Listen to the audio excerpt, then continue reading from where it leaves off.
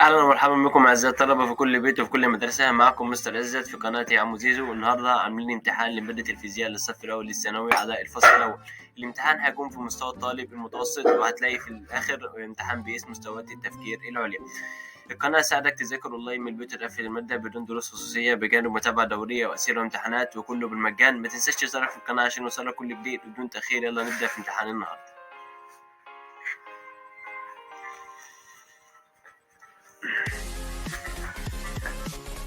اهلا بكم من جديد.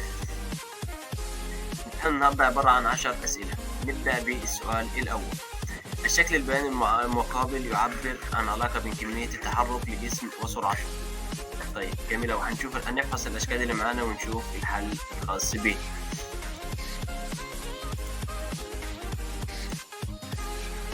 طيب كمية التحرك وسرعة الجسم. لو عندنا من قانون إن الفي كمية التحرك بتساوي الام مضروبة في الفي. طيب الاتنين في البسط، الفي في البسط والبي في البسط، كمية التحرك في البسط والبي في البسط، فأكيد العلاقة بينهم علاقة إيه؟ طردية. الشكل اللي قدامنا أنهي شكل بيعبر عن علاقة طردية؟ دي بين الفي تربيع مش معانا. بين البي والفي علاقة طردية على خط مستقيم مائل يمر بنقطة الأصل، يبقى الإجابة الصحيحة هتكون رقم ب. جميل أوي. يلا بينا في الشمس، يلا بينا بسرعة على العنصر التاني. العنصر التاني جسم كتلته 40 كيلو جرام على سطح القمر، فإن وزنه على سطح الأرض. ركز كويس أوي في السؤال ده عشان هو بيقول الكتلة ما بيقولش الوزن. كلنا عارفين إن الكتلة ثابتة. الكتلة ثابتة إيه؟ لا تتغير من مكان لمكان. الوزن هو اللي إيه؟ بيتغير. طيب طالب مننا نحسب إيه؟ وزن الجسم. هنحل المسألة دي ازاي؟ عندنا قانون. أول حاجة في خطوات بنستخدمها لحل المسألة. المسألة. أول خطوة بنكتب المعطيات. المعطيات اللي معانا في المسألة. أول حاجة عندنا كتلة بيساوي 40 كيلو جرام، تمام. تاني حاجة عندنا عجلة الجاذبية الأرضية، ودي ثابت بتساوي 10 متر على الثانية تربيع. طالب مننا نحسب الوزن. القانون اللي عندنا تاني خطوة في الحل بنحط قانون الدبليو بيساوي الام في الجي. الام عندنا بكام؟ الام عندنا ب 40 كيلو. تالت خطوة بقى عندنا التعويض. الام عندنا بكام؟ الام عندنا بأربعة. الام عندنا كام؟ بأربعة. وعجلة الجاذبية الأرضية بكام؟ ب10. يبقى الدبليو هيساوي 4 في 10 هيساوي 400، ومتنساش وحدة القياس 400 نيوتن. ملحوظ هنا الكتلة ثابتة لا تتغير من مكان لمكان، إن اللي بيتغير هو الوزن. وزنك على القمر بيساوي سدس وزنك على الأرض. طيب يبقى الإجابة هتكون رقم إيه؟ رقم ألف. قشطة يا مستر. يلا بينا بسرعة على المثال أو السؤال التالي. إذا أثرت قوة أفقية مقدارها 500 نيوتن على سيارة ساكنة فحركتها مسافة من الأمام بعجلة منتظمة، فزعنا أن قيمة قوة الاحتكاك. طالب مننا نحسب قوة الاحتكاك.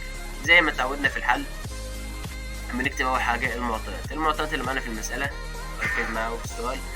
أول حاجة القوة الأفقية بتساوي 500 نيوتن. دي القوة المؤثرة، وعندنا في حركتها مسافة للأمام بعجلة منتظمة. عايز يحسب قوة الاحتكاك. الاف المحركة مش معانا، والاف احتكاك مش معانا. طالب مننا نحسب الاف الخاصة بالاحتكاك. طيب تاني خطوة بنكتب القانون اللي عندنا ان الاف محركة بتساوي الاف مؤثرة ناقص الاف احتكاك. طيب الاف محركة بكام؟ الاف محركة مش عارفين، فاحنا هنعمل ايه؟ احنا عايزين نحسب الاف احتكاك. دي هتتنقل هناك بعكس الاشارة، تبقى ايه؟ اف احتكاك هتساوي الاف المحركة اف احتكاك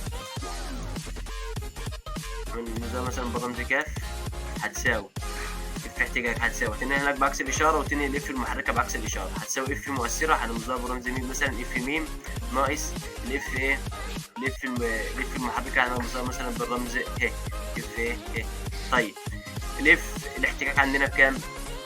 هو عايز يحسب الاف الخاصة بالاحتكاك، احنا مش عارفين هي بكام. طيب الاف المؤثرة بقى بكام؟ الاف المؤثرة ب 500. يبقى لما تيجي تعوض دي هتبقى ب 500. هتنقص منها ايه؟ هتنقص منها الاف المحركة. هتنقص منها الاف المحركة. 500 ناقص الاف المحركة. معنى كده ان قيمة الاف الخاصة بالاحتكاك بتساوي 500 مطروحة من الاف المحركة، فاكيد قيمة الاف الاحتكاك هتكون اقل من 500 نيوتن، لان انت طالع منها الاف المحركة. هيبقى عندنا الاجابة الصحيحة رقم ب. قشطة يا مستر. يلا بينا بسرعة على السؤال الرابع. سيارة كتلتها 100 كيلو جرام. سيارة كتلتها ايه 100 كيلو جرام. تتحرك بسرعة 20 متر على الثانية. ضغط السائق على الفرامل يتوقف بعد مضي 10 ثانية من لحظة الضغط على الفرامل. عايز يحسب مقدار التغير في كمية التحرك خلال تلك الفترة. ده أول نقطة في السؤال. طيب نشوف الحل. أول حاجة بنكتب المعطيات زي ما قلنا. عندنا إيه الكتلة 1000 كيلو جرام، عندنا السرعة 20 متر على الثانية مظبوط، عندنا بعد كده الزمن بيساوي 10 ثواني. بقول لك توقف الفي اف الفي فاينل بتساوي زيرو لأن السيارة إيه توقفت. عايز يحسب هنا مقدار التغير في كمية التحرك. والقانون اللي احنا عارفينه بتاع كمية التحرك في الصيغة العامة ليه إن البي بيساوي الام في الفي. كمية التحرك بيساوي الكتلة مضروبة في السرعة. طيب الكتلة عندنا بكام؟ تالت خطوة بقى اللي هي التعويض. الكتلة عندنا ب1000، السرعة بكام؟ السرعة عندنا ب20. 1000 في 20 هيديك ادي 1 2 3 4 20000. 20000 متنساش أهم حاجة وحدة القياس. وحدة القياس مهمة جدا جدا جدا جدا. 20 دي عبارة عن 2 في 10 أس دي كام صفر؟ 1 2 3 4. 2 في 10 إيه؟ أس 4. 2 في 10 أس 4 يبقى الاختيار الصحيح رقم ب. طالب مننا حاجة تانية في السؤال. مقدار محصلة قوة الاحتكاك المؤثرة على السيارة يساوي. عايز يحسب قوة الاحتكاك. القانون الخاص بقوة الاحتكاك ان الاف بيساوي الايه الام في الايه. اي قوة طبعا سواء كان قوة احتكاك او قوة شد او قوة جذب بنعوض عنها الاف بيساوي الام في الايه. ارجع للدرس هتلاقيه في القناة. طيب عايزين نحسب. عندنا الام ب 1000 كيلو جرام، عايزين نحسب الايه. اللي هجيبها من ايه من المسألة اللي قدام. الايه اللي هي العجلة بتساوي معدل التغير في السرعة مع الزمن. طب السرعة عندنا بكام؟ السرعة عندنا ب 20 على كام؟ الزمن اللي هو بكام؟ على 10. 20 على 10 فيها كام؟ هيديك 2 متر على الثانية تربيع. طيب بالسالب ولا بالموجب؟ هو قال لك سرعته كانت 20 وبعدين سرعته بقت كام؟ بقت صفر. يبقى العجلة هنا تناقصية بالسالب. فلما تيجي تحسب قوة الاحتكاك هتضرب الام اللي هي 1000 اللي هي في العجلة اللي هي 2 تبقى تديك ايه؟ 2 في 1000 ب 2000. 2000 القوة بنحسبها بالايه؟ بالنيوتن. وما تنساش وحدة القياس يبقى القوة هتساوي 2000 نيوتن. طيب عايزين نجيب الرقم ده بالصيغة المعيارية او بنبسطه لأقرب رقم 10 او لأقرب 10 مرفوع لأس معين. اللي هي هتبقى ده 2 مضروب في كام؟ في 10 أس 3. 2 مضروب في 10 أس 3 اللي هي الاختيار رقم أ. طيب جميل أوي. يلا بينا بسرعة على المثال أو السؤال الخامس. تحركت قطعة خشبية كتلتها 2 كيلو جرام على مستوى أفقي بعد التأثير عليها بقوة فوق 6 نيوتن. فإذا كان مقدار الاحتكاك يساوي 2 نيوتن عايز يحسب العجلة. هنمشي على الخطوات اللي احنا بنحل بيها كل المسائل. أول حاجة بناخد المعطيات. نشوف المعطيات اللي معانا في المسألة. أول حاجة عندنا الكتلة 2 كيلو جرام مظبوط. تاني حاجة بقوة أفقية القوة مقدارها كام؟ 6 نيوتن. طيب ألف المحركة عندنا ب2. فإذا كانت مقدار قوة الاحتكاك يساوي 2 نيوتن دي المفروض دي تبقى الاف الايه؟ اف احتكاك بتساوي 20 ايه؟ اف احتكاك بتساوي 2 نيوتن. وطالب مننا نحسب الايه؟ العجلة. ده بالنسبة للمعطيات. جميل أوي. الاف المحركة القانون اللي احنا عارفينه بيساوي الاف المؤثرة ناقص الاف احتكاك. نخش على الخطوة الثالثة اللي هي التعويض. بعد ما كتبنا المعطيات ووضحنا القانون نخش على ايه؟ التعويض. طيب الايه هتساوي الاف على الام. من القانون الايه بيساوي اف على ام. الكتلة العجلة بتساوي القوة على الكتلة. طيب هو طالب مننا نحسب ايه هنا؟ عايز يحسب العجلة. جميل أوي. اللف عندنا بكام؟ اللف عندنا ب6 نيوتن على الام بكام؟ الام ب2 كيلو جرام. يبقى 6 على 2 هيديك 3 تساوي كام؟ 3. وحدة قياس العجلة ايه؟ 3 متر على الثانية تربيع. يبقى الإجابة الصحيحة هتبقى رقم كام؟ الإجابة الصحيحة هتبقى رقم 3. وطبعا مادام في قوة احتكاك يبقى الجسم سرعته ايه؟ بتقل لأن هي كانت كبيرة وهتبدأ ايه؟ تقل. فالسرعة في الحالة دي هتبقى بالسالب والعجلة في الحالة دي هتبقى بالسالب. ومننساش وحدة القياس يا شباب. كده خلصنا 5 أسئلة. نخش على السؤال السادس.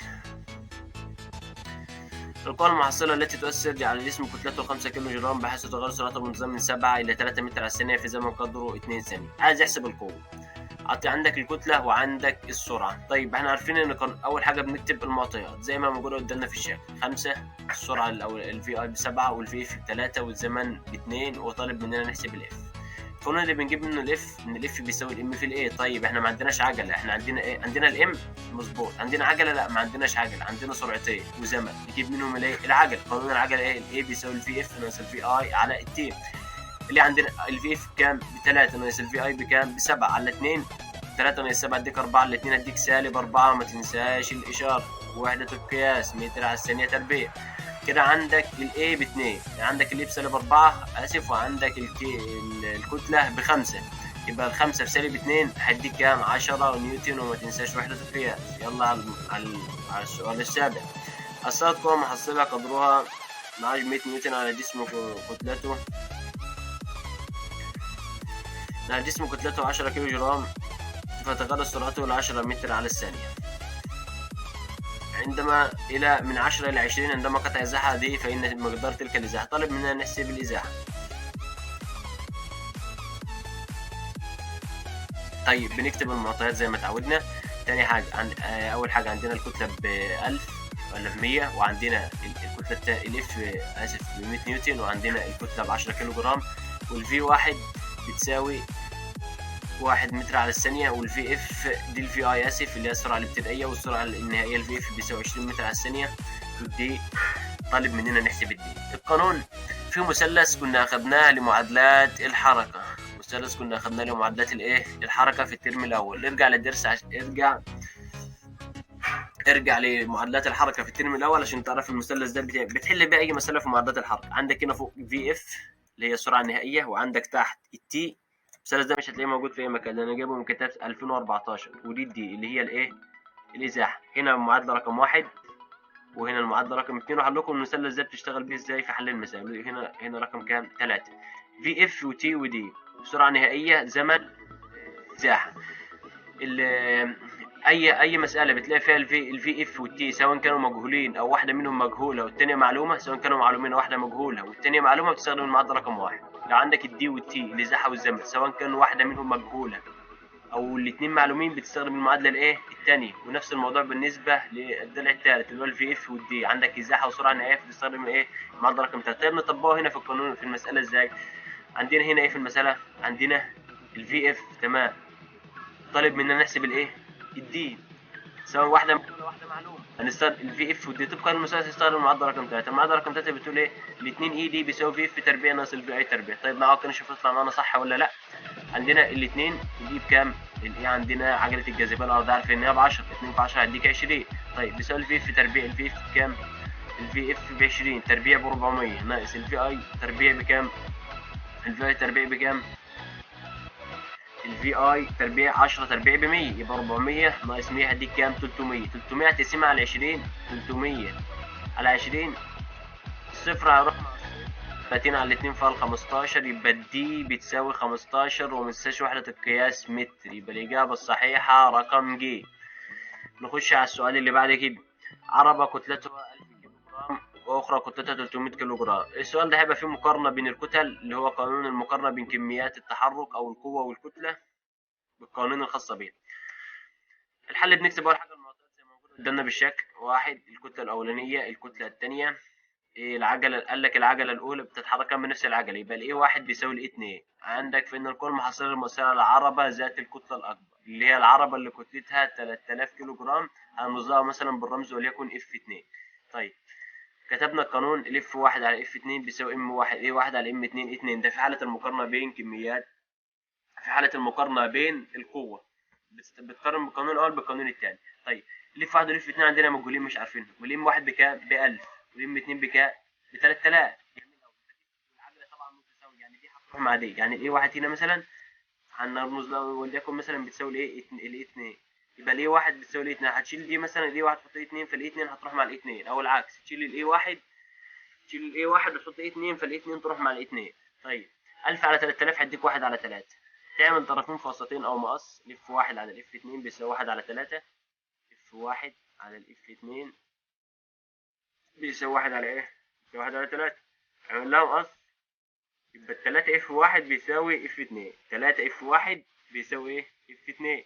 يبقى معنى كده ان الاف اتنين بتساوي تلات اضعاف اللي هي الاختيار رقم ايه؟ رقم د. خش على السؤال التاسع واخر سؤال معانا في امتحان النهارده. النسبة بين العجلة اللي بيتحرك بها جسم كتلته 2 كيلو جرام وعجلة يتحرك بها جسم كتلته 4 كيلو جرام. نفس الفكرة بتاعت السؤال اللي قبله اللي هي مقارنة بين القوانين.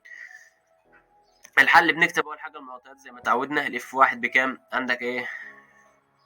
عندك الام واحد بيساوي 2 كيلو جرام والام 2 بيساوي كام؟ 4 كيلو جرام. القوى عند تأثرهما بنفس القوى المحصلة. الاف واحد بيساوي الاف 2، يعني الاتنين بيتأثروا بنفس القوة، يبقى القوة المؤثرة عليهم ايه؟ واحدة.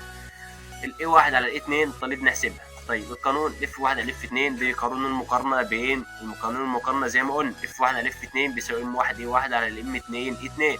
طيب الاف واحد بيساوي اف 2 فيعني خد قسمتهم بايه؟ هيدينا واحد. طيب الام واحد بكام؟ باتنين، يبقى 2 اي واحد على الام 2 اللي هي بكام؟ باربعة. اربعة مضروبة في يبقى 2 على 4 تديك فيها النص، يبقى النص اي واحد على الاي 2 هيساوي كام؟ هيساوي واحد. يبقى تعمل طرفين فاصلتين زي ما عملنا فوق. نص في كام؟ نص اي واحد على اي 2 بيساوي كام؟ بيساوي واحد على واحد، لان اي حاجة ايه مقامها ايه؟ واحد. تضرب طرفين فاصلتين يبقى الاي واحد هنا هتساوي 2 2. هتساوي كام؟ 2 2. طيب جميل قوي. الاي 2 دي بتاعت ايه بقى؟ الاي 2 بتاعت الكتله الثانيه اللي هي 4 كيلو جرام. النسبه بين العجله اللي بيتحرك بها الجسم كتلته 2 كيلو جرام. احنا عايزين العجله اللي كتلتها بكام؟ ب 2 كيلو جرام. العجله اللي كتلتها ب 2 كيلو جرام احنا هننزلها بالرمز ايه؟ ام واحد. يبقى العجله بتاعتها ايه؟ اي واحد. الاي واحد بتساوي 2. اي واحد هتساوي ضعف او هتساوي 2. العجله دي الاختيار بتاعنا اللي هي 2 ايه؟ 2 2. طيب كده نكون خلصنا امتحان النهارده. ان شاء الله اشوفكم في فيديو جديد ودرس جديد من دروس ماده الفيزياء وقوانين الحركه الدائريه. استنوني، ميعادنا يوم الاحد والاربعاء الساعه 7 مساء، واشوفكم في فيديو جديد. السلام عليكم ورحمه الله وبركاته.